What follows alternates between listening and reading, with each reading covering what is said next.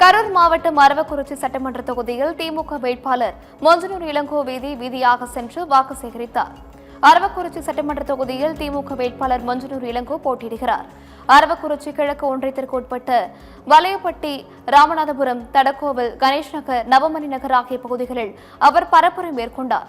பொதுமக்கள் மத்தியில் பேசிய அவர், கடந்த 5 ஆண்டுகளில் திமுக ஆட்சியில் பல்வேறு நலத்திட்டங்களை நிறைவேற்றியுள்ளோம் என்றும், பெண்களுக்கு மகளிர் உரிமைத் தொகை 1000 ரூபாயிலிருந்து 2000 ரூபாயாக உயர்த்தி வழங்கப்படும், முதியோர் உதவித்தொகை அதிகப்படுத்தி வழங்கப்படும் எனவும் திமுகவின் தேர்தல் வாக்குறுதிகளை எடுத்துரைத்து வாக்கு சேகரித்தார். அரவக்குறிச்சி தொகுதியில் அனைத்து அடிப்படை வசதிகளும் செய்து கொடுக்கப்படும் என கூறி மொஞ்சனூர் இளங்கோ வாக்கு சேகரித்தார். மாண்புமிகு தமிழகத்தினுடைய முதலமைச்சர் அவர்கள் 5 ஆண்டு காலத்தில் மகளிருக்கான சிறப்பு வாய்ந்த திட்டத்தை எல்லாம் அறிவித்திருக்கிறார்கள். குறிப்பாக மகளிர் உரிமை தொகையை 1000 ரூபாயிலிருந்து 2000 உயர்த்தி தருவேன் என்று சொல்லியிருக்கிறார். அதேபோல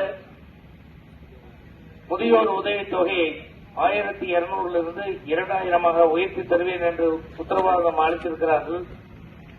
அதேபோல விவசாய பெருங்குடி மக்களுக்கு 30 ஆண்டு காலம் மின் இணைப்பு பெறாத விவசாயிகள் நம்முடைய அரவக்குறிச்சி தொகுதியிலே மட்டும் 1870 விவசாயிகள் பயன்பெற்றிருக்கிறார்கள். அவர்களுக்கெல்லாம் மற்ற விவசாயிகளுக்கு ஒவ்வொரு விவசாயிகளுக்கும் ஒரு மின் மோட்டார் இலவசமாக தருவேன் என்று உத்தரவாதம் அளித்திருக்கிறார்கள். 5 ரூபாய் பாலுக்கு உயர்த்தி தருவேன் என்று சொல்லியிருக்கிறார். அதேபோல எலெக்ஷன் வருது, மகளிர் எல்லாம் இந்த பணம் 1000 ரூபாய் வராம சிரமப்படுவீங்கன்னு சொல்லிட்டு எலெக்ஷனுக்கு முன்னாடி உங்களுக்கு 5000 ரூபாய் முதலமைச்சர் அவர்கள் அக்கௌண்ட்ல போட்டாரா இல்லையம்மா?